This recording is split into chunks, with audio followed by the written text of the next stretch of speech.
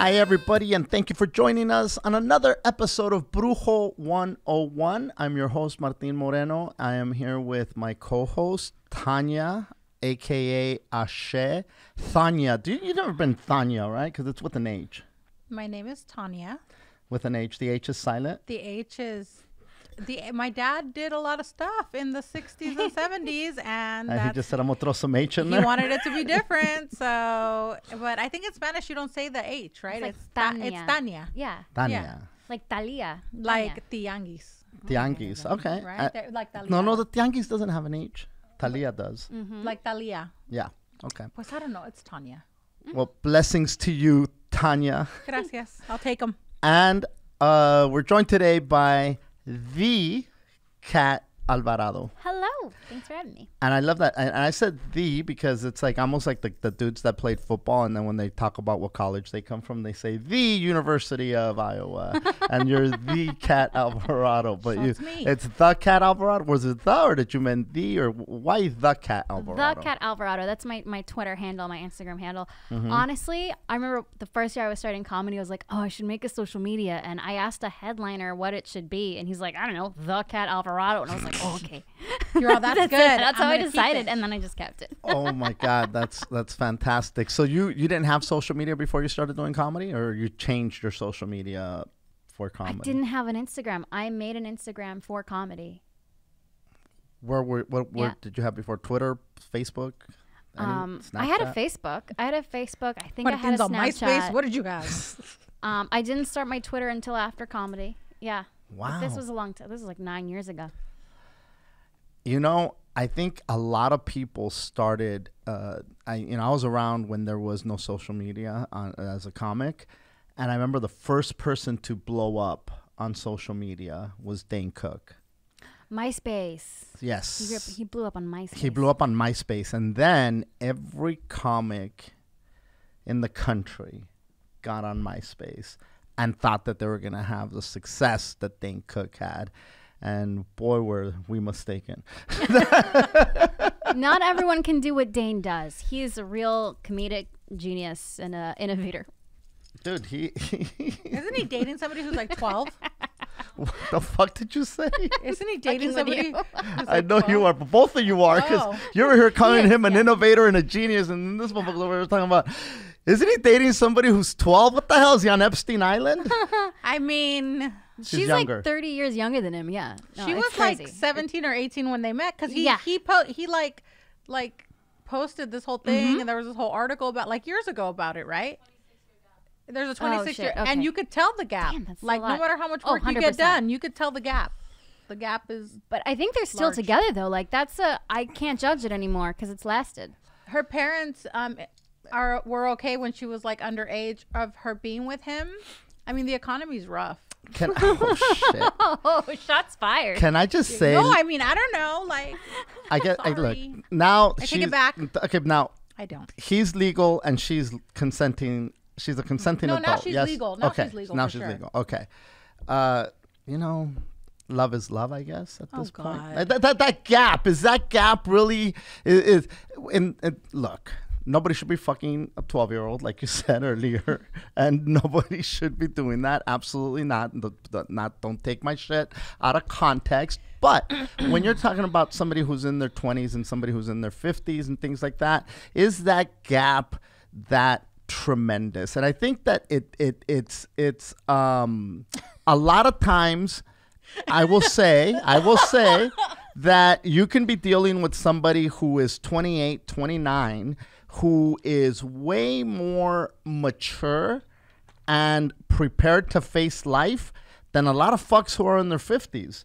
I don't think that age is a determining factor for maturity or intelligence or even experience. There are some very stunted adults. I'm not going to disagree with that. I think what people find in each other, I read this whole book on people pair up because of their emotional needs. So whatever she had to offer, it was an emotional need that he had that she could fix. Whereas in the opposite is true. So she needed whatever he had, whatever brokenness they had inside themselves, they matched each other. And so it's like, okay, well, if you're so broken that you need your dad, I mean, that's who am I to judge? Like, that's a lot of You don't need that. generational trauma and curses and things like that. I mean, I don't care. Like, you could, I was engaged to somebody who was like 15 years older than me. And then I went to Mexico, and my really good friend was like, if you have a kid, you're going to change its diapers. And then later in life, you'll change his. Ooh. And I was like, yeah, that sounds like the kind of thing my an mom would asshole at say. the end. But I feel like there's a lot of generational things, like a lot of, you look for people because of things that you need, for sure. I just think that, I don't know, like. On the next episode of Dane Cook's Love Life, we figure out exactly what it is that he needed and what it was that she gave him that made it work and blossomed into this You should be beautiful with whoever you relationship. want. Without ever meeting them or asking them any Oh, questions. we just we based off have of the pictures. most knowledge and facts about this man. We got more fake facts on this relationship than the entire media has on COVID. It's fantastic the way that this I want to is going. tell you that we're in a fake facts society, so we are par for the course. We don't know them.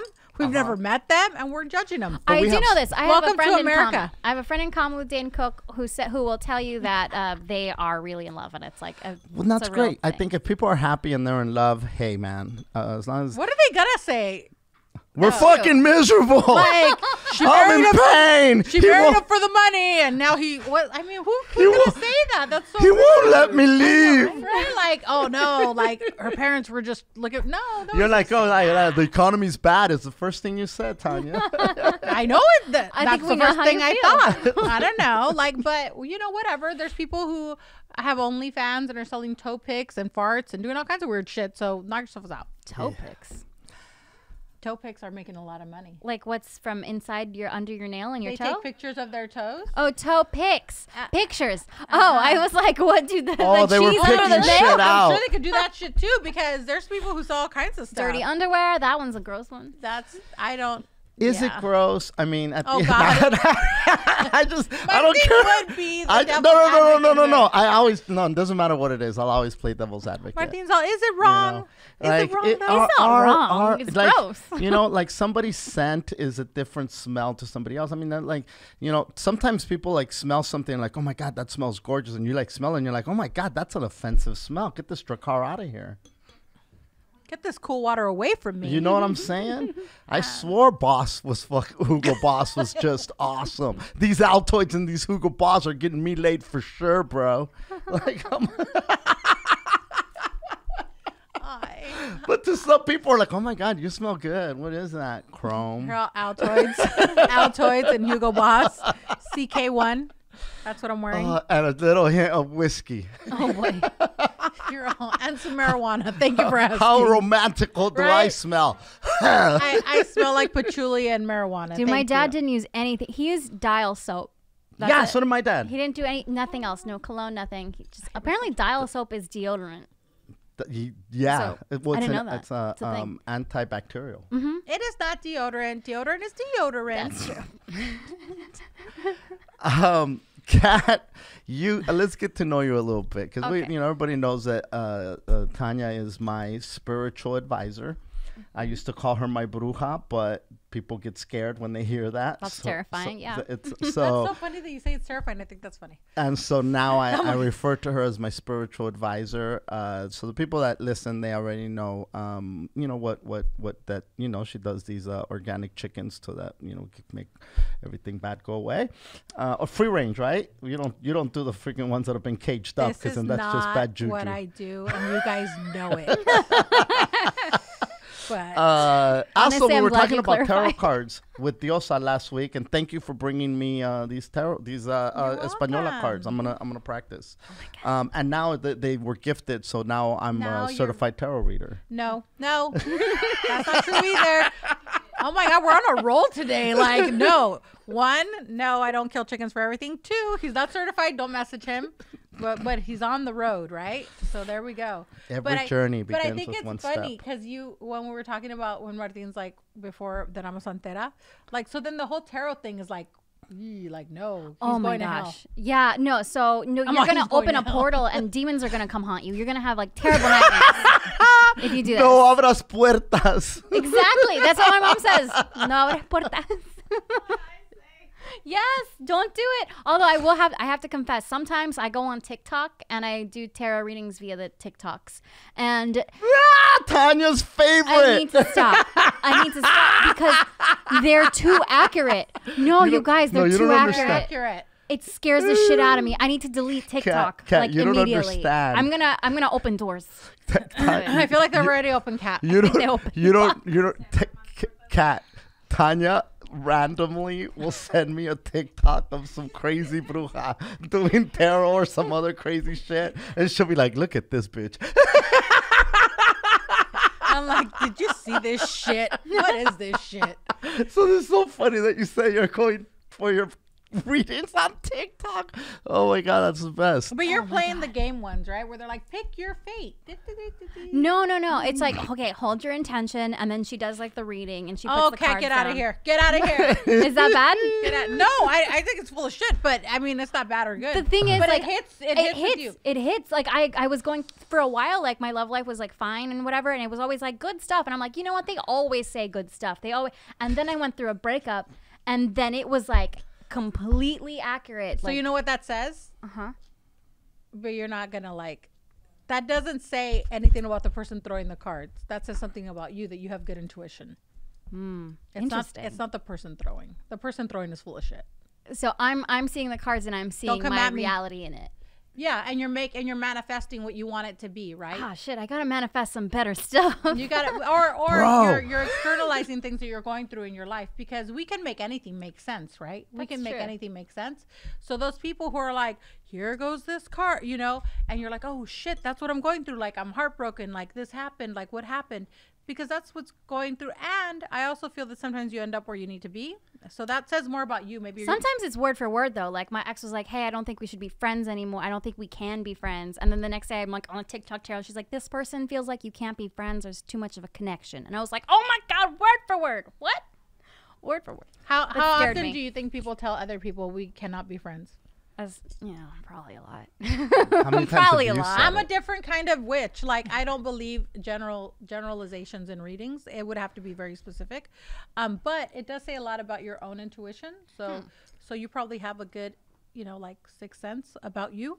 But yeah, those people they read in generalisms.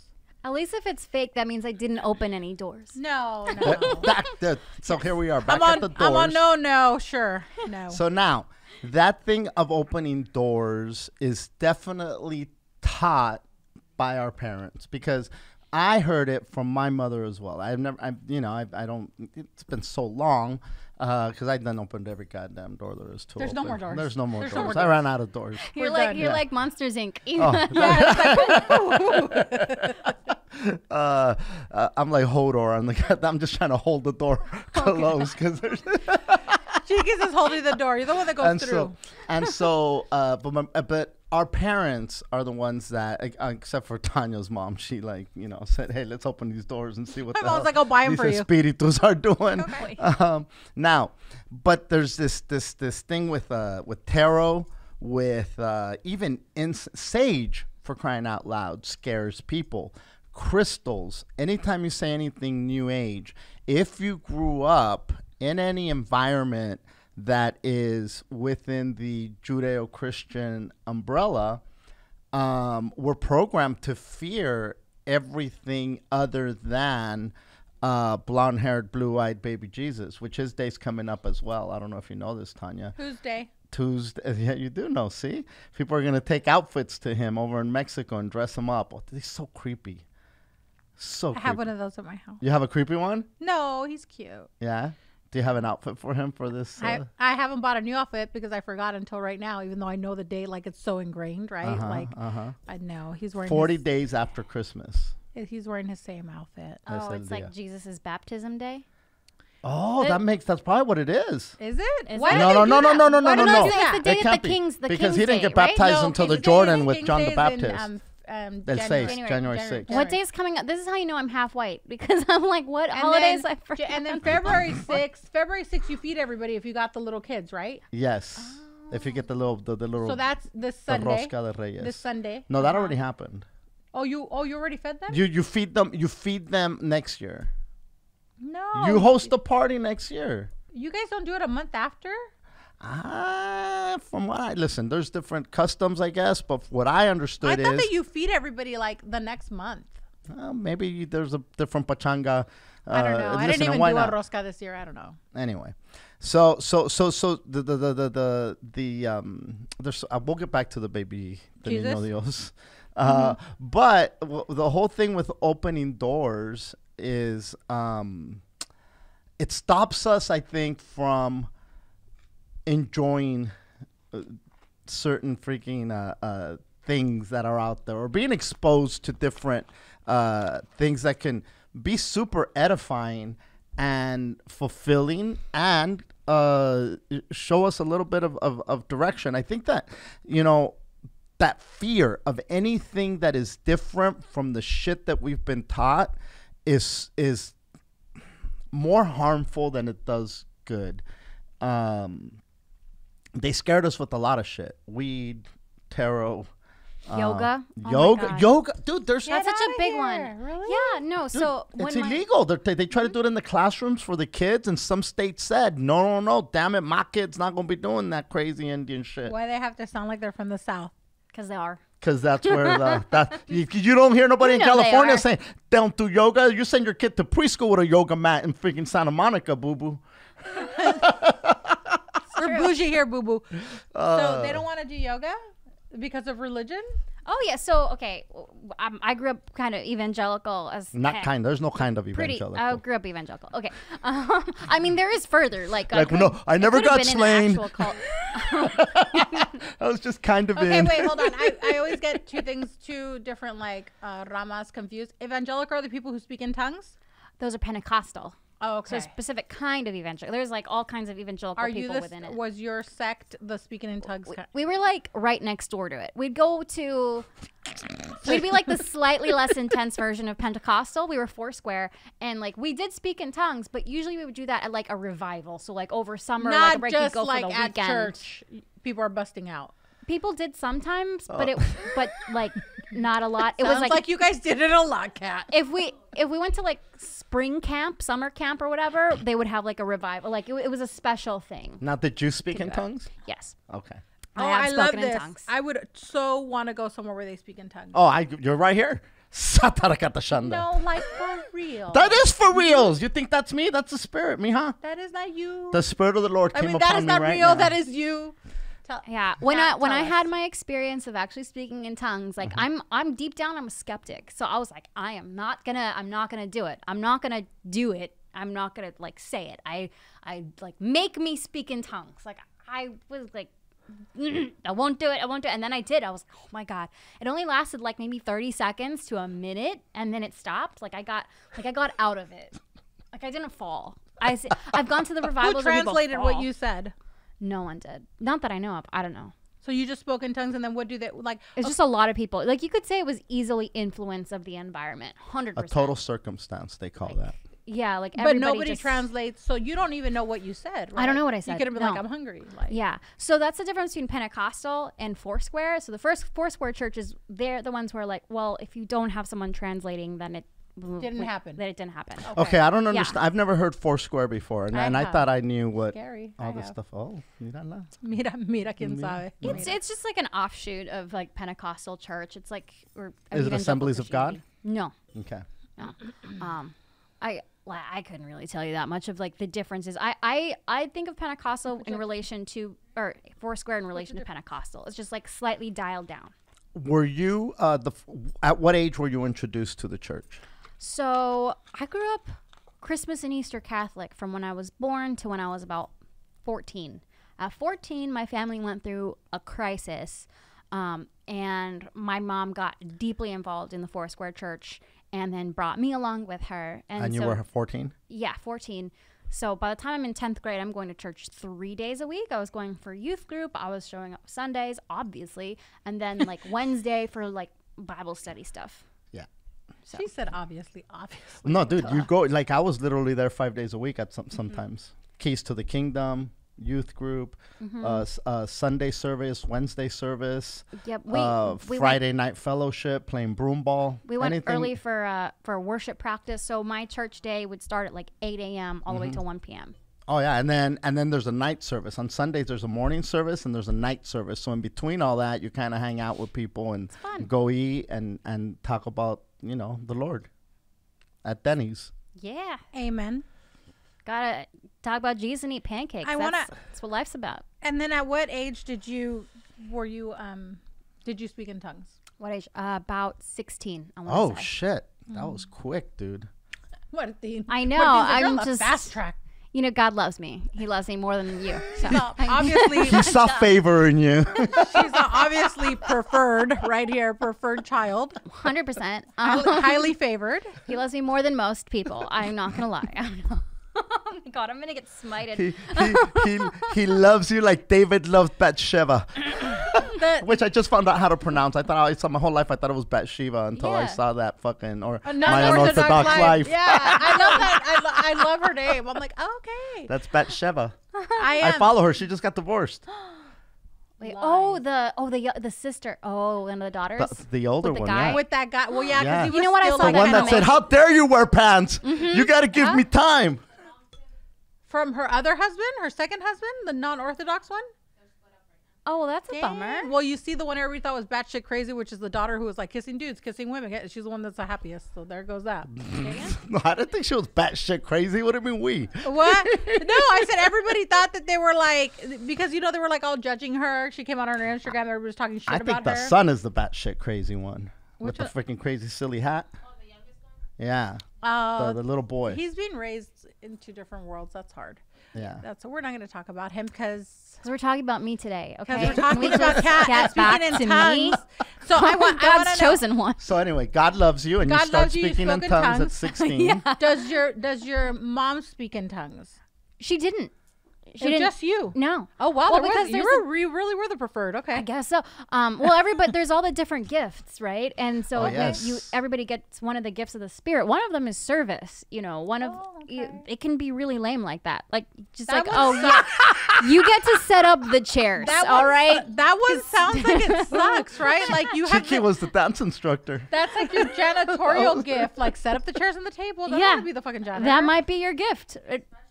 What was were you really the dance one? What were you? Yeah, she was a dance instructor. She's up on stage with angel wings twirling around for Jesus. Get out.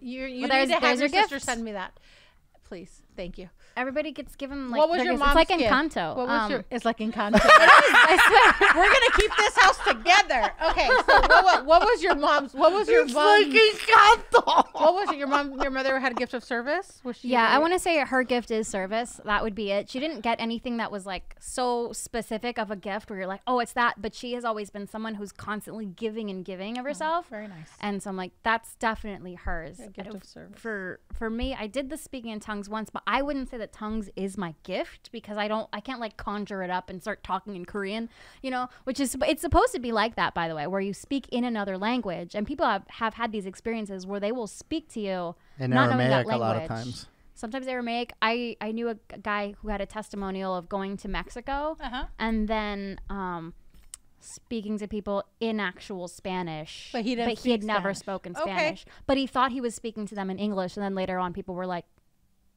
"Bro, you just spoke Spanish." Oh, I could get behind that because that sounds like a possession. I could get behind that. Oh shit! That's what Like, else I'm would all it be? about You're possession. speaking in a tongue that's not native to you, and you're speaking about things you don't know. You're possessed, but or touch. But not all possessions are bad. Formally, Yeah, but not all possessions. are formally, bad. like that. It's depends on who you ask. Like what sect of Pentecostal. Many will say that it has to be a known tongue and it's translatable. And I can get that's behind the that. formal speaking in tongues. I once went to because Nicaragua is a very evangelical country compared to the other countries in Latin America that are more heavily Catholic. Guatemalan's very No, very Nicaragua clear. is. I have a It friend is. I went to school with, and they live on a commune, and they started an evangelical school for children, and Sounds they're about like, right. and I mean, when we were in school, he was smoking pot, ditching, acting an ass, but now he's like, has all these kids, and they're basically hippies, but they're Yeah. evangelical hippies. So we would have like when in Nicaragua, we like You would different visit priests. Nicaragua? Yeah. Oh, all the time. I mean, every year or so, whenever we could afford to, the family would go there and spend a week, 2 weeks, 3 weeks there if we could. And like one time there was a pastor there because there's like traveling pastors who have different gifts. My mom was once healed, by the way, by a healing pastor who prayed over her. She had a tumor in her neck, and then it went away. And she has the X-rays to prove it and everything. But one time there was a pastor. we need your mom to come on. I know, right? She will. She'll do it. If she finds out you're a santera, she'll leave. She'll She'll be be like, like, no, she won't, Kat. We gotta tell her that I'm. I know. You have to tell her I'm not. I'm just like an open. So she is got healed spiritually- of her tumor. yes, she got healed of her tumor. I think that could happen. That's why she became so religious. Now, was that the crisis? The crisis was like alcoholic cousin. Everybody was like falling apart. Like they're like we were just trying to like keep the family together and like I we think wanted that to their save them, family so was we're imploding. praying. Okay. Yes, my family was imploding. Correct. There was once a pastor in Nicaragua who came up to us as a group, Okay. and like my family, we had him over, and he was like praying for us, and he comes out to me and he's like, "You have the gift of revelation." And then he just, Oh, like, you moved know on. things. Yeah, I know things. Not you're I'm- Harry Potter. I'm Tyrion Lannister. I like it. I like Game of it. Thrones. I know I things. drink and I know things. I like it. Revelation is my gift, and I don't think it's a coincidence that I'm a comedian. Okay, I want to put that on a shirt. what's that? Revelation is my gift. Yeah, no, that's great. That's a good one. a I great- Like it. I've never heard it said that way. So Now, thank you. So I suppose I see what others don't see. So do maybe you- I'm a little psychic. I don't know. so you're still in the faith. You're still faithful. Yes, She's like, you're trying to be. but Uh-huh. but the reason I am not super active in the faith right now is so at the height of my faith, I was one of the worship leaders at my church. I was married because I got married at 19 and got divorced a few years later. When I got divorced, I got kicked out. And at the time, it was a For huge being crisis divorced. of faith. Yes. I got kicked off the worship For- team, and then, like, essentially, I couldn't go back. That sucks. Yeah. And Does it I though, moved. Tanya? This is what the scripture says. I want to tell you something. All those things are so male chauvinist, and it sucks because it sounds like your whole nucleus, your whole family was in the church, right? You're going to church 3 days a week. My dad wasn't. Oh, okay, but you're Yeah. Good but for you're, him. But you're going to church 3 days a week, so your life is kind of revolving. Yeah. You're a leader, and then because you decide I'm unhappy, well, I'm fucking 19 getting married. Like 19, you don't even really know what kind of. Did what you get shoes married really because like. you were horny? And you didn't want to sin? A little bit. Yeah, not going to lie. Horny, afraid of going to hell, got married. No, because that's a big reason why. Listen, I was one of those people praying for Jesus to take away my horniness when I Yes, was 19. 100%. That's It one of the still reasons has I had not my worked. crisis of faith. Here we are. I went to go work full time for the first time, and I'm going to be very vulnerable. I got a crush. I was married, and I got a crush that I couldn't control my thoughts about a coworker. And every time I talk to him, I just feel tingles in my whole body. I'd feel my face would turn pink. I would be driving. Remember one time I was driving home on the freeway. I missed my exit because like my brain kept on thinking about him, and I was like, "Fuck! I'm married. I can't do And this. this is a sin. It's a sin." Impure thoughts. And I was praying and praying. I'm like, God, take this away. if Every you night. lust with your eyes, you've already lusted. If you lust in your heart, you've already lusted. That, yes. yeah, And if and your I eye causes you to sin, pluck it out. Right. Because it's better to get into heaven with one eye.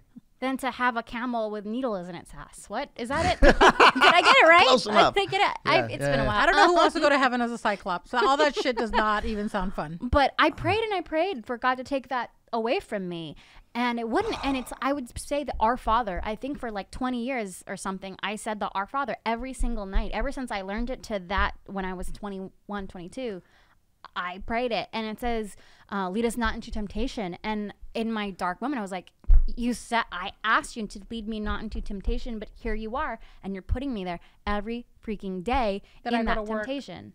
and I can't get away from it. And How I old can't were get away you? from this guy. 22. Oh, so it was like normal stuff. It was like normal. life stuff. It was the first time a man really like paid attention to me in that way and flirted with me in that way. He was like a little bit older, not too much, but Not Dane Cook. it wasn't the same as my husband.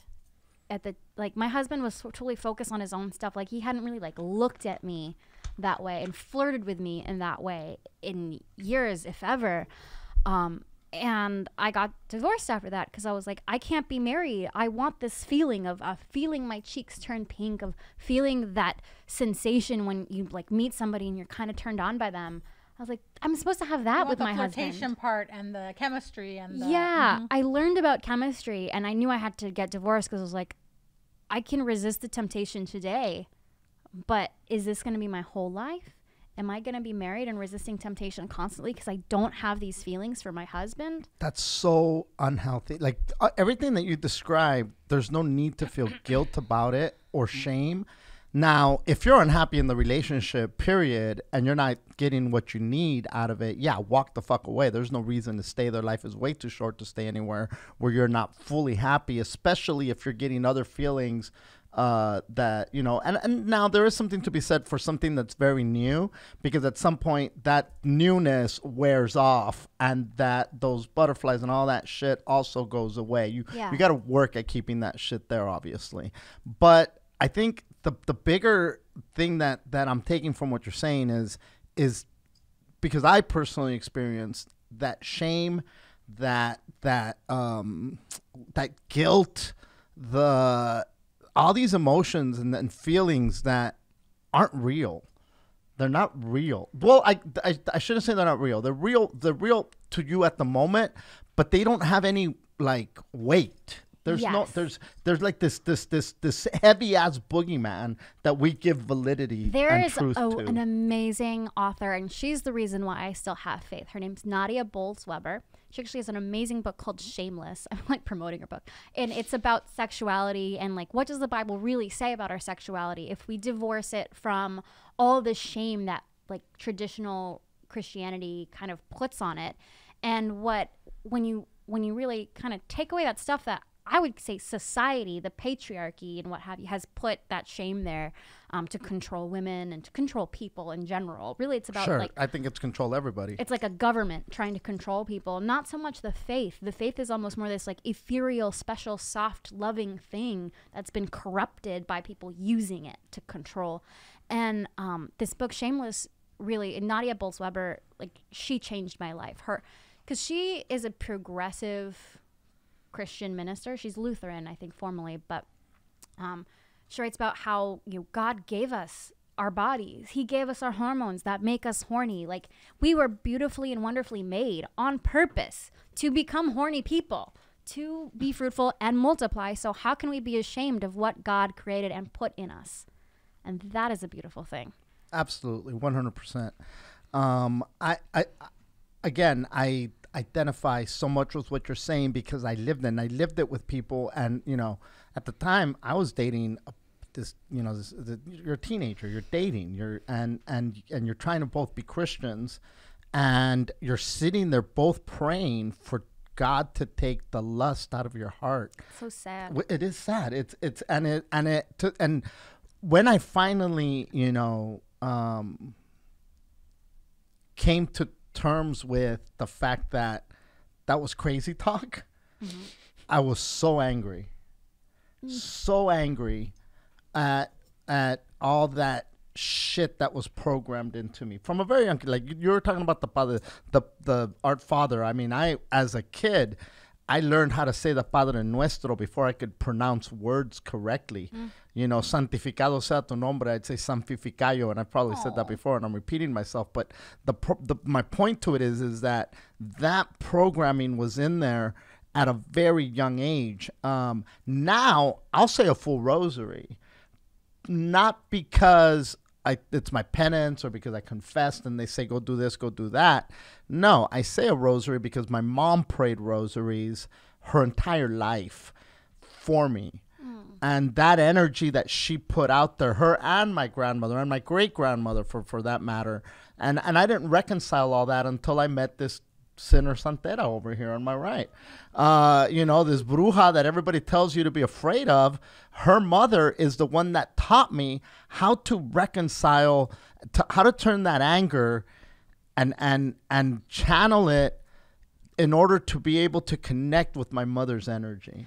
Yes, it's so interesting that you say that it's about connecting with your mother, because that's how and why I still have faith. It's about connecting with my ancestors. It's about my grandmother. And see, you sounded like a santera right there. Oh my God. When she said connecting with the ancestor. So, I mean, is that not verbiage that you guys use? But, I mean, we're recruiting. It really is, though. I have these stories. My father's mother, she was very Catholic, and she was so connected with God, with higher power. We have family stories, and one of them is, you know, she loved my grandfather, her husband, very, very much. And he went through like a year and a half where he was in coma, and then he came back from that, and she prayed for him. A year and a half? So, yeah. Wow. Like a year and a half in coma. And he came back from that. It was like a botched surgery, and he had like bleeding in his brain, but like she wasn't ready to let go. When he came back from the surgery, he had neuropathy in his legs. Like he said, it felt because like of the year and a half of him being in the coma. He said his legs felt like they were on fire all the time. And so one day, years later, he finally said, Maria, you have to let me go. I can't live like this. Stop praying for me. Oh, wow. And she said, okay. They said goodbye. And he passed away. And he passed. Well, we believe that you have to let people go. Shit. Yep. Look. Yeah, because even, I mean, you have to let people go, right? Like there's a time where we've all had people die who we love. And sometimes when they're, you know, in bed or they're going through an illness, we're so used to the physical touch that the fact that you can tell me that my grandmother's with me as an example. She's always going to be with me, but I can't touch her anymore. So to lose that physical touch, it makes us the ones who are okay. Then we're like, no, stay. And we almost will them to stay, but it's so selfish because there's suffering, right?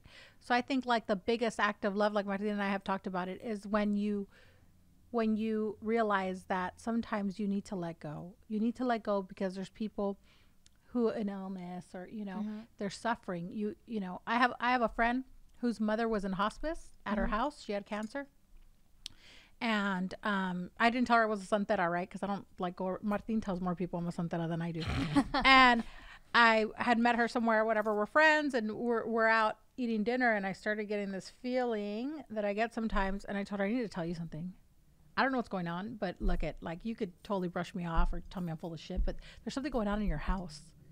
There's like an energy of someone like is passed away or is passing away, but there's something going on. And she was like, my mother's in hospice at my house. And I said, okay, again, like, you could tell me to fuck off, but you need to talk to her because she's just holding on because you keep telling her to hold on. And she's at a point where she's completely uncomfortable and it's going to weigh on you.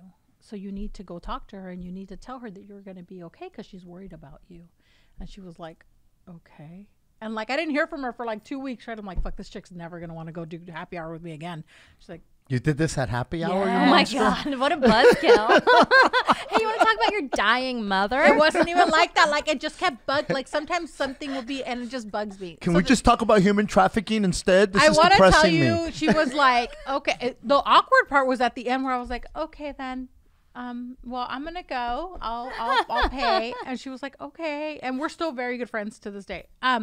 But you know, she came to terms and had a talk with her, and her mother passed shortly thereafter, right? And then later in life, when, you know, we spoke, and she was like, you know, I needed to have that conversation, but I was so not ready for it. And I realized that me holding on, it's so crazy how I was making her stay. Yeah. She's like, and then when I told her it's okay, like, it wasn't instantaneous, right? Like, it took like 3 days for her mom to pass. But this lady was like not eating. She had stopped eating. She was like nothing. She was just holding on because they were literally willing her to hold on. I feel like the human, the energy that you carry within you, especially people who are religious, like your family that's religious, Martin's family that was religious, that's because they're spiritual.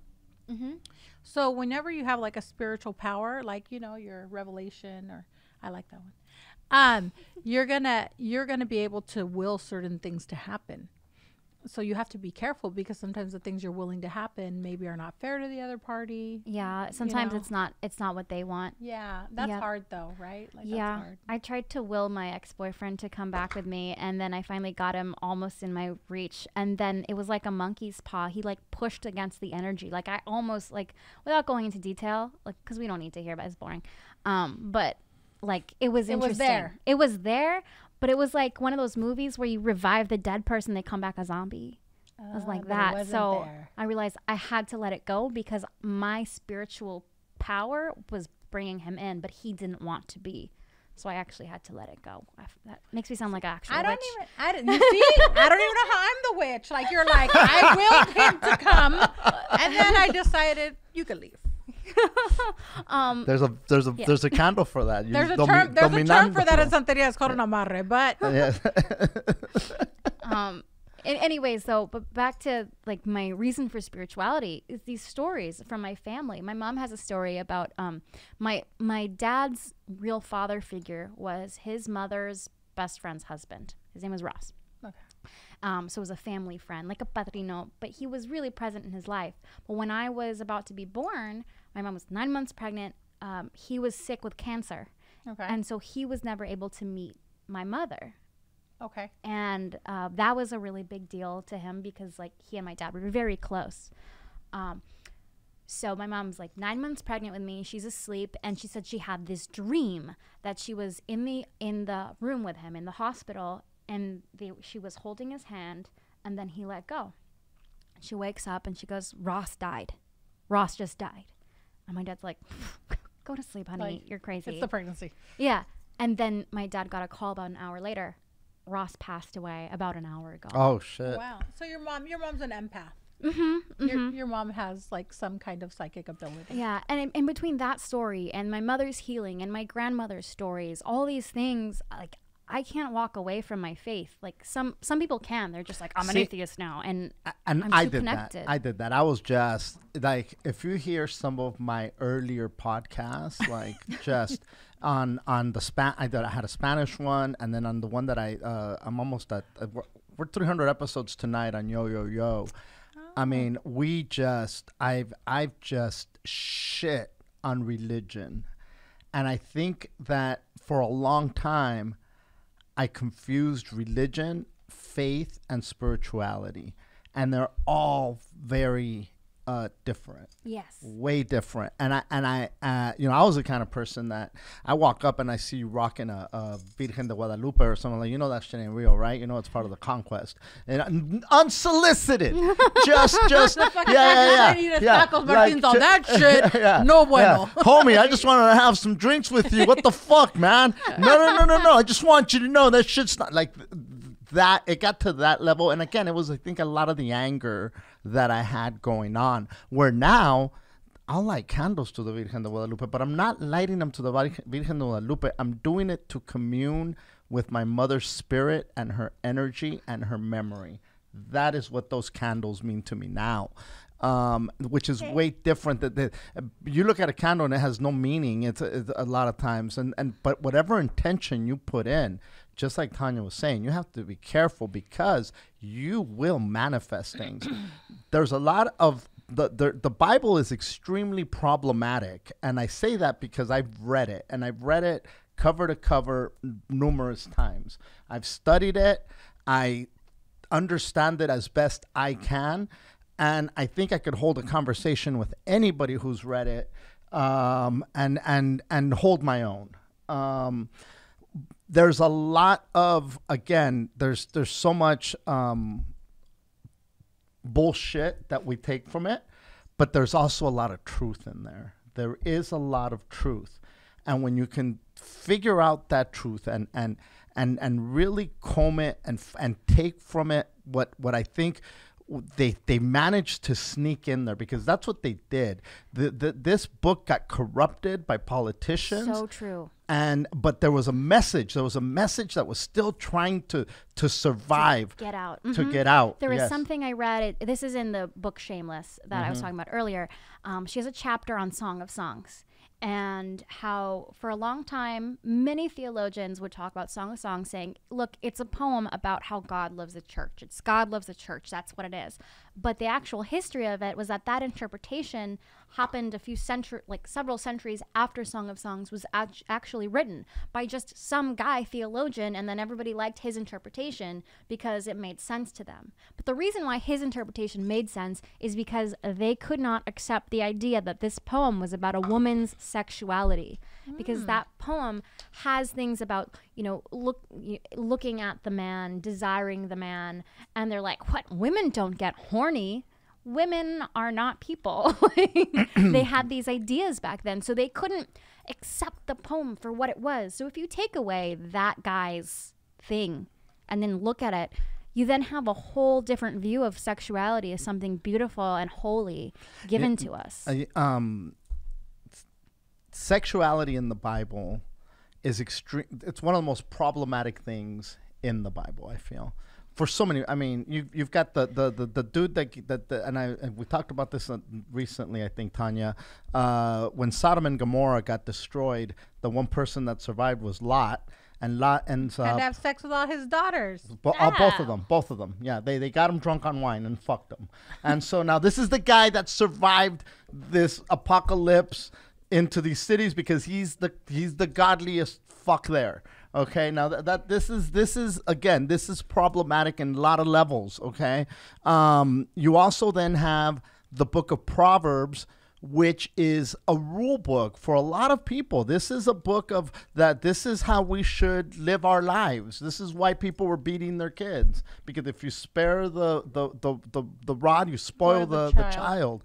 This is why, you talk about the be careful, young man who's trying to love God, walking down the street with that woman of ill repute who tries to seduce you with her cinnamon. She sprays herself with cinnamon, and her sheets are made of Egyptian linen. Be careful when you walk in there, because it tastes like honey. But little do you know that her kiss is the kiss of death, and you're in the den of death. And it's like, you swear that all these dudes that are just trying to do right by God are getting seduced by these chicks, these fucking crazy ass fucking horny women trying to take away our godliness. Well, there's something to that. I love that you mentioned that, because something so important about reading the Bible is reading it with the historical context in hand. And that was something that one of the first female ministers I ever went to after I left the evangelical church, I went to an Episcopal church. And this minister said, you have to read things in the Bible three times, three interpretations. One has to do, and the most important, has to do with the historical context. What does this mean at that time? Then you go, okay, what does that mean for us today? And then you go, what does that mean for me personally? And the historical one, the reason that's the most important one with the verse you're talking about is because for many different rules in the Bible, it was about protecting your tribe from other tribes who were trying to kill you. So in that one, if she's Egyptian cotton, that suggests she's from another tribe. She might be from a warring tribe. She's come to seduce and kill the guy who's Jewish, if assuming he's Jewish because it's the Bible. So we want to keep safe. If you stay with people who are in your tribe, then they're not going to murder you to then take over the rest of the tribe. We're talking about thousands of years ago where people would war and then come and rape and pillage a village. Chiki is laughing her ass off because she's like, okay, motherfucker, you finally met somebody who is teaching you some shit right there. That sounds so racist. I'm not that kind of religious. But no. But back then, absolutely, it was survival of the tribes. So I've read the Bible, not as many times as Martin, but I have read it fully through. And I think it's a fairy tale. I think it's like Aesop's fable. You have to find what does this mean? Be a good person. No, don't do this. You cannot take it literally, right? Because one, there's so many fallacies in it, just geographically. And two, you have to take it in the context of the time, but I think that religion has been used for so long to control the masses that of course there has to be underlying racism in everything in that book. And if you read it, you can see all the underlining division. It's divide and conquer a lot, So I don't know. I like you guys talk about like the women and the Egyptian cotton and the cinema. I mean, it sounds like a good time and very clean. So I don't know what the problem is, but like the funny thing is that people, like you got a divorce, right? And then they were like, okay, well now 5 minutes ago when you weren't divorced, you were a leader and you could lead work, whatever it was that you did in your church. But now that you got a divorce, all those things that you still are no longer matter. So how could you follow I understood you stay, your mom, you have a connection, but how could you follow a religion that's so like toxic? Like the toxic masculinity in established religions in the church is disgusting. Like it's disgusting. Yeah, it's pretty bad. Well, it depends on how you. Like legitimately, I remember when I was little, not that little, I was like 14.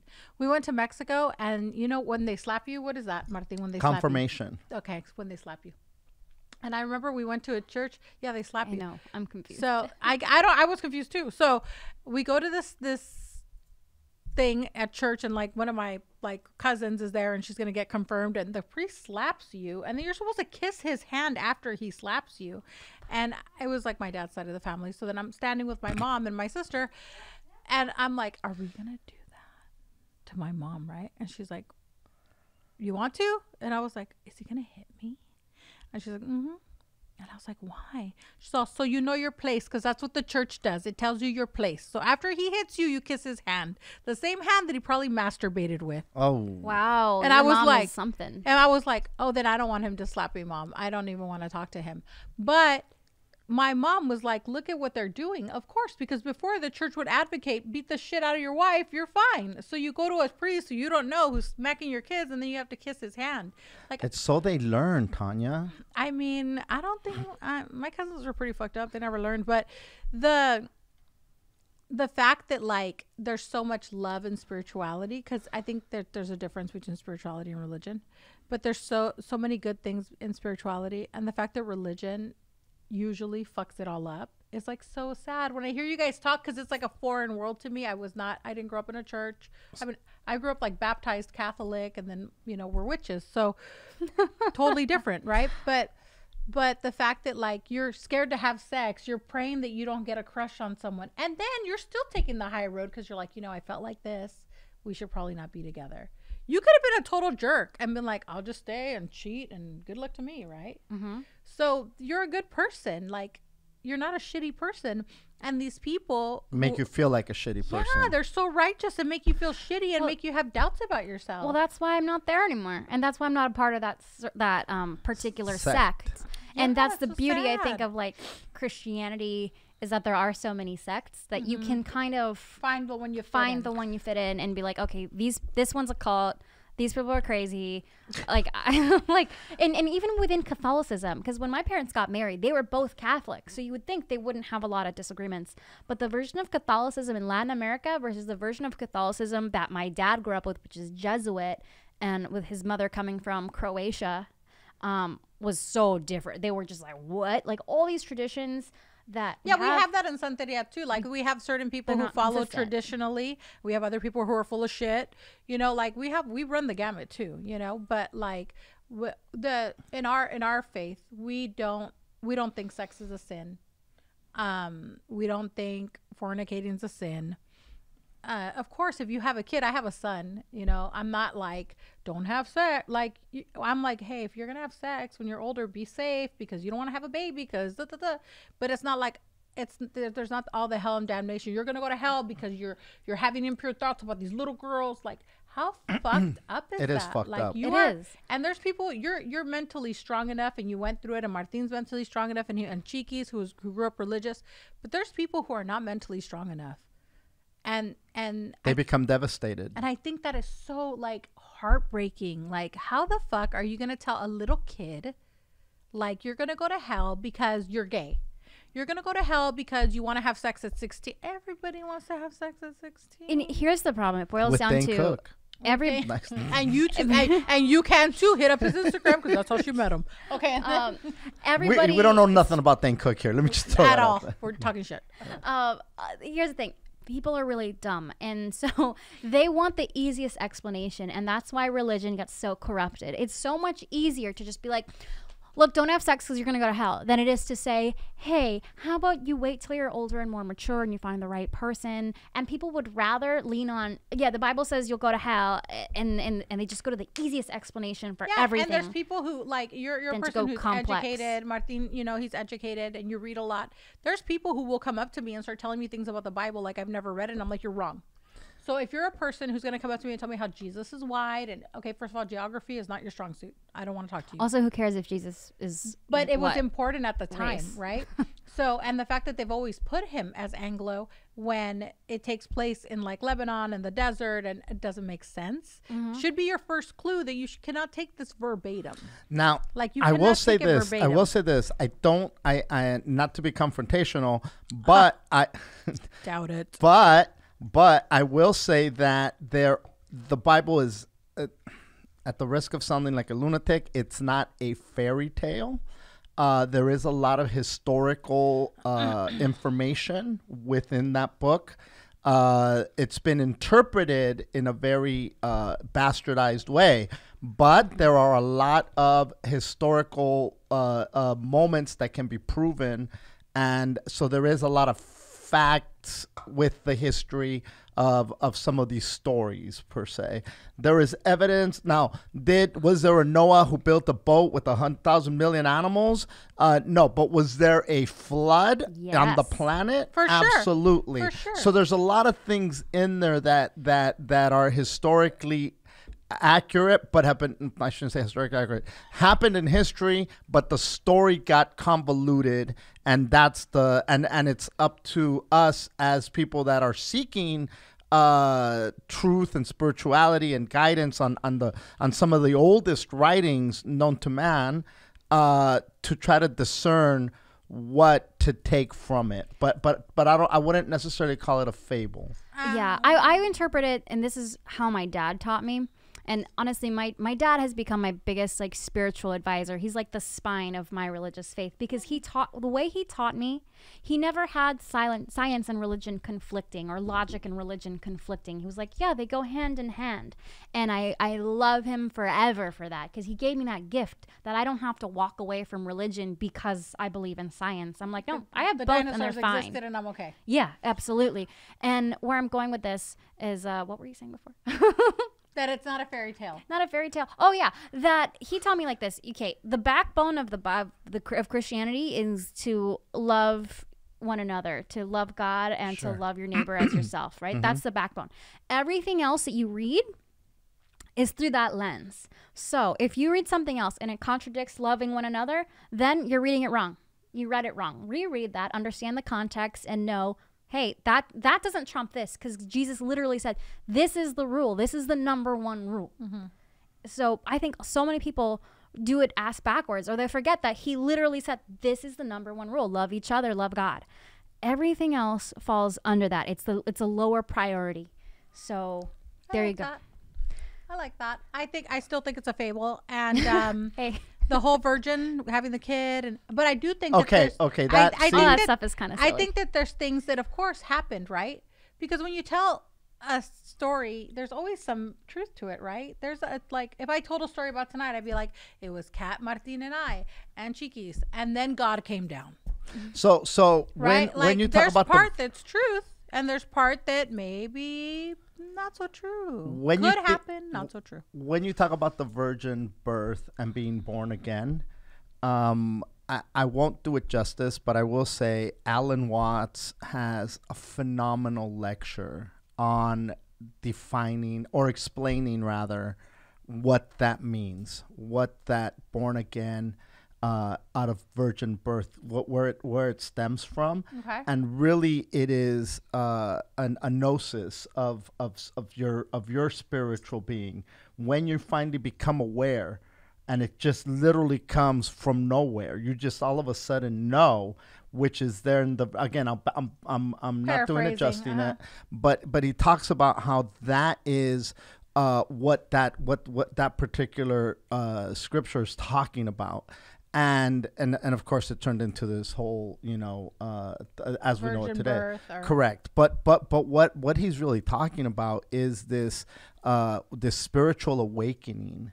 and the spiritual awakening that happens in not everybody experiences it, unfortunately, but there's a spiritual awakening that happens, that when it happens, it opens up these floodgates and your cup just overflows with all this universal consciousness and all this knowledge. And again, Alan Watts just does a brilliant job. If anybody's interested, I'll try to find, I'll find it, and then I'll have Chiki put a link on the episode, because Chiquis she's is an like, ox okay. in the Chinese zodiac. And then you guys can listen for yourselves what I'm trying to explain here in my fucking layman's terms. Why are you laughing at me, Thanya? I mean, okay. I think the important thing is that look at us. We all respect each other and our beliefs. Exactly. And I think that the important thing is that you found spirituality, right? I did. People confuse religion with spirituality. Like, I'm religious, but I have a spiritual connection to what I believe. And religion can be taught, but spirituality has to be born. Yeah. You have to make that connection, right? Like, Absolutely. in Spanish, they tell you, lo que no nace, no crece. So if you don't have that little thing inside of you to let it grow, and you don't water it and like spiritually water it, guys, it's not going to grow. So I can respect anybody who believes anything. Like, you could have came in and told me that this was Jesus to you, whatever. And if it worked for you, I believe it. Well, and that's the important thing. I think that faith, when you talk about how your mother's tumor was healed, the faith that she put in, and the faith that the person that was doing the healing put in, and the belief that that person had that gift of healing, all synchronized for that healing. There is a scripture, Thanya, that says if you have the faith of a mustard seed, you could tell this mountain To move. be cast away into the ocean, and it would. And then a mustard seed is tiny as fuck. Now, when we, and again, we're circling back to where we started, which is you said that you have to be careful what you pray for and what you set your intention on, because it will manifest. I have been unknowingly manifesting things my entire life, and I'm not the only one. We all are the creators of our own universe. Whatever situation we find ourselves in, we manifested that. There's some circumstances that happen along the way, absolutely. And you work for it too, but like, your choice. obviously, if you want to, as an example, buy a house, you saved money to buy the house, right? Yeah. But in your mind, you manifested buying a house. I'm going to buy a house. I'm going to give myself this long. I'm going to have this. It doesn't mean that we don't work for things, because people take manifestation and they think that, like, it's like a genie. Yeah, just visualize it. No, you could visualize it, but if you don't get off the couch, you could keep visualizing. It's not going to happen. You have to put it in motion, right? Like, you have to put it in motion. But I also feel like people who have certain gifts can manifest things faster. Oh my God, dude. I've been fucking with it. these candles, and you don't even understand. Like, it's getting scary, the shit that has been happening, because dude, listen, I have my little cauldron, and I do my wiki, and I have flour. I have so many different Opening things portals, going on. Martin. I am, and I'll tell. I said it for you, Cat. But all it is setting that intention. Me and Chiki have created things where we find ourselves in a situation like, we got to be more specific about the shit we're trying to manifest, because holy fuck, look at us. This is what we said, and now we got it. And I'm like, you really and it goes back to the whole thing with the every freaking genie movie you've ever seen. You fuck up the wishes, because it's like you have everything at your freaking, you're capable of so much, but we limit ourselves by what we know. You know how many people come to the house and they'll, like, put things to the Orisha to ask for things, and then it'll happen, and then they'll tell me, right, like, oh, it happened, but I gotta be more clear. Like, it did happen, but maybe I wasn't ready, or I have people who have, like, people focus a lot on financial things, just it's the world we live in, and they'll be like, I want to be busy, I want to make a lot of money. And then they're busy and they're making a lot of money and they're fucking tired. Yeah. And they don't sleep and they don't go home and they don't go. So you got to be clearer in your manifestation, right? Like, what do you what want? I was saying earlier with the ex-boyfriend, Right. I wanted him to want me back. And so that's kind of what I was trying to manifest, was his desire for me. And what ended up happening was, instead of us being friends and organically him coming back, he said, I can't get over you. I don't know. I can't get over you. I have to cut contact. Oh, so it totally did a 360. It did a the 360 other way. because I didn't let it be. I bet if I let it be, maybe it would have organically like come on its own. In a different, But instead, I targeted him with too much manifestation. the guy can't sleep. He's like, fuck. That happens too, though. I tell people, but people come to the house and they get consulted and they'll be like, well, is brujeria real, right? Like, is brujeria real? And I always tell them the biggest brujeria is when people put their mind on you and they're thinking about you and they're like, oh, fuck, I hope it doesn't go good for them. I hope it doesn't go good. That's the biggest brujeria. That's the biggest brujeria that somebody can do to you. Or an ex-girlfriend who's like, I want him to come back. I want him to come back. I want him to. You may not go back, but you're going to feel so unsettled and so weird that you're going to make contact with that person. But it's not going to be the way you want. It's never the way you want, you know? So I think that, like, religion helps you if you have a gift, and it helps you kind of align it so that you're able to get what you want. But I've definitely been in positions where I'm like, oh, I really wanted this, and I got to be more specific because this is not exactly what I wanted, but I see you. This is what I asked. I see you seeing me. I see the end of it. Like, I see where it's going, but this is not the way I wanted it to happen, you know? But, you know, I could get behind, like, the whole gift thing. I like that. I don't want to be the one who serves, though. I don't like that one. I know that one sounds really lame. Yeah. No, not lame. It sounds exhausting, and it sounds like unappreciated. That sounds like my mom. You just described her. Exhausting and like, unappreciated. because if it's somebody who's like constantly worried about other people and serving the church and serving their children and serving your husband, like, at what point does somebody turn around and serve you? It's true. That's not, like, I don't want to be that. I don't want to be that one. You're selfish. Which is the one that, like, casts spells. I want to do that one. When I go to the church, put me in that. So I want to plug your podcast, Sure. The Villains of History. Yes. Which I went through some of the titles, and now I'm curious. I'm definitely gonna go check some of these out. There's one episode specifically that caught my eye. Wild Wild Country. Oh yeah. Osho. Rajneeshis. Yes. Osho. I love Osho. Yeah, that was a A really woman fun took him episode. down. Yeah, a woman took him down. Wild, right?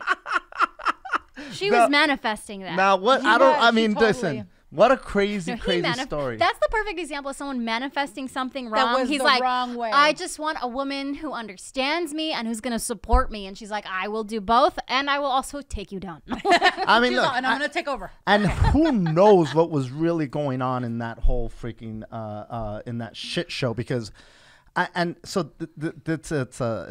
this crazy cult is what it was. And there's so many. I don't know. Are you familiar with the Speedo Guru?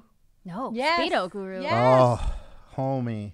If you think Osho was the shit, imagine a fit gay dude in a Speedo running a cult and fucking the congregants. Oh, isn't that just Bikram from Bikram Yes. Yoga? No. It wasn't Bikram. It wasn't Bikram. Him too, though. Him too. Oh, No. This guy. I forget his name. Oh my God, it's at the tip of my tongue too. But anyway, he would he'd tell these guys, you got to come in for therapy, and he'd charge them $50. He'd charge them $50 a session. This was way back then. name? And they'd come, and then he said, you have these blockages, and then he'd fuck them.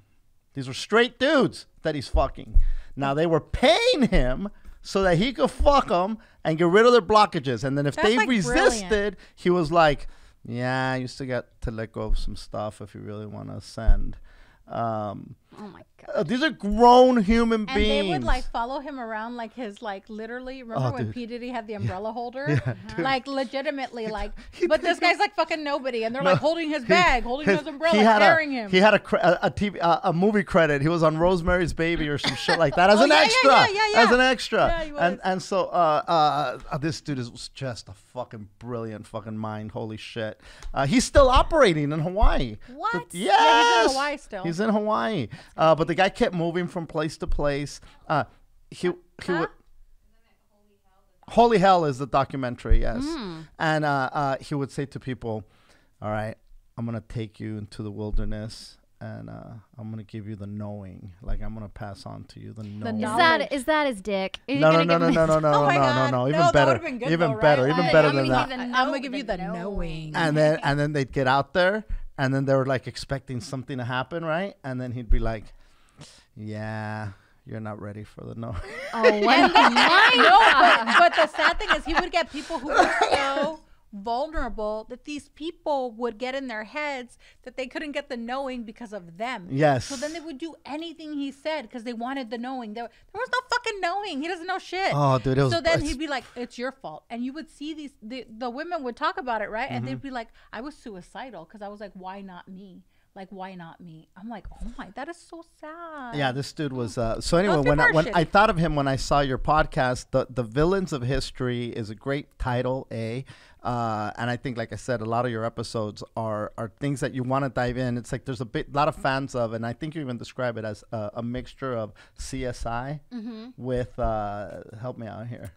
Oh. I forget. Anyway, but it is very CSI with the History Channel. yes. That's exactly what it is. And so that, but you've got like these people are fascinated with these true crime and these CSI episodes. There's some crazy ass people. Yeah. in There's some history, crazy right? ass people, and Oh when my you God, start, yeah. so like the fact that you are diving in and talking about, because you're super smart, you're very intelligent, and you have a way of explaining shit where like I most of the time it's hard for me to shut up and listen, and a couple of times today, thank God you had me shutting up and listening, but I makes me want to check out your podcast even more. And that's the alarm saying, I don't know what the fuck Jesus it's is saying. coming. Oh my Just God, we're gonna get kidding. raptured. I mean, Just- The I'm gonna get rapture! raptured. You're gonna stay behind, gonna but stay at least I behind. told you about it, so I did my job. But how Yeah, about Thanya, Jesus? you should read Matthew 24 to understand what that whole rapture is going to be like for all the unbelievers. If you just see a bunch of clothes piled everywhere, it's because we got raptured. Our clothes didn't go with us. Your so. clothes don't go? I don't know. I was like, oh my God, it's like would an be orgy. hilarious. No, you though. get Oh my God, spiritual. it's like You an get orgy. spiritual bodies. You're not going to need clothes. Yeah. Oh, there we go. I'll see you guys there. My podcast is really fun. I think one of my most recent episodes, the last one I did, I took a break. I'll go in spurts. I'll do like 10 episodes and then pause, and 10 episodes and pause, because it's a lot of work to do a research-heavy podcast. And the last one I did was on Henry Ford, and that was a mind fuck. I didn't know what an anti-Semite he was. He was so bad that Hitler had a picture of Henry Ford in his office. Stop! Not a joke. That's real. Wow. I'm gonna check out your podcast. Yeah, it's the I like origin all of, that stuff. of everything. That episode, like, okay, you know how there's the whole Illuminati thing and there's the Bilderberg group and they secretly control it all. Yes. That's from the Protocols of the Elders of Zion. It was written, originally, it was a satire written about, I believe, Napoleon in the 1800s that was repurposed to fight communists in like 1905. And then it would have been lost to history, but then anti-Semite Henry Ford had his guys go find that. They found that. Then they reprinted it and made it about the Jews. And then every time they sold a Ford, What? they had a little booklet with that information from the Protocols of the Elders of Zion in those Ford cars. So it spread all over the country, all They over the put world. it in the That's cars. brilliant. In the cars as a little newsletter. That's brilliant. If you think about it. I mean, Evil it genius. was evil as fuck, but yeah, Really evil. brilliantly like, done. but And- like super, like, you know, Yeah, talk I about mean, promoting. resourceful. right? But Like, like, very resourceful. Fuck social media. But if it weren't for TikTok Henry before Ford, TikTok. if it weren't for that, Holocaust probably would not have happened. What? I'm gonna listen to that episode. I'm gonna listen to that. It, Wow. I just fuckery. was on another podcast, on Ezone's podcast, and I was talking to X, and we were talking about how there's people, not me, who believe that the Holocaust wasn't real. Have you heard that? Yeah. That's like a whole thing. Oh, I know some people. And if you say that, they'll like not let you post anything or whatever. And there's like this whole conspiracy. And he gave me somebody else's podcast who was like talked about like the link between industry and Hitler. This kind of sounds like what you're saying. Close, yeah. And like the propaganda and how it got out and all this stuff. So it's super interesting. I'm going to listen to it. Sounds really So, interesting. big plug for We Don't Smoke the Same podcast with E-Zone and Xavier. Yes. They they talk about some pretty interesting shit. It's an entertaining podcast. I think they're super fucking funny. Like, I think it's funny because they're high since I got there, and I don't smoke. I don't do anything. So I literally It's called We Don't Smoke the It's Same. called We Don't Smoke the Same. So they're just smoking and smoking and smoking. And whenever I leave, I mean, I love being on these podcasts. It's really funny. My eyes are so dry, Chikis. Like, I feel like I'm gonna fucking. I feel like I'm gonna die when I leave. I'm like, my eyeballs hurt. Like, this last time I was gonna text them and tell them, I don't know, I left your podcast. I'm so fucking hungry. Like, it's 11. Like, but they're really fun. But they get to talking about some pretty cool stuff too. So, yeah. Beautiful. Where else can people find you, Cat? Oh, follow me on Instagram and Twitter at the Cat Alvarado. That's cat with a C, Alvarado. Alvarado. Alvarado. We got to wrap it up. Anything you want to plug? Anything? This will be out later this week. So. Oh, just you know what? Follow me on Instagram. Listen to my podcast. I post all my shows on there on my Instagram stories. So check those out, and you'll see where I am, what city I'm in. Ooh. Thank you for joining us. It's a fascinating conversation. I feel like we could talk to you forever. I hope you come back and join us again because Absolutely. you are you're fucking fascinating. But thank you for joining us. For your spiritual needs, visit at Ashe Imports and get all your spiritual baths, baños espirituales. Get your protection amulets. Is that the right way to say it? I don't know what Martina's saying I sell, but there's a lot of good stuff. There's a lot of stuff in there. There's a lot of stuff. And you constantly update it, which is fantastic. Yeah, I do try to keep it pretty updated. And then if you have questions about like different things with Santeria and Palomayombe, you can always message me and I try to answer everybody. So stop getting your money stolen by fake witches. Free Cuba. Yeah, SOS Cuba. SOS Cuba. SOS Cuba. SOS Nicaragua. SOS Nicaragua. What's going on in Nicaragua? Oh, yeah, we got a dictator also. Oh. Yeah, you do. He's a son of a bitch. Yeah, he is. Terrible.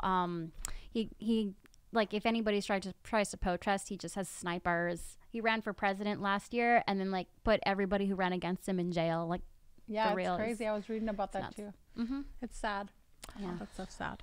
So SOS Cuba and Nicaragua. Yeah. SOS Cuba, SOS Nicaragua. Be careful what you manifest because that shit will come to fruition. Thank you for joining us. Hit us with a rate and review. Share and stay blessed. Here's your blessing as always. Satarakata Shanda. Ay, mi madre. Namaste.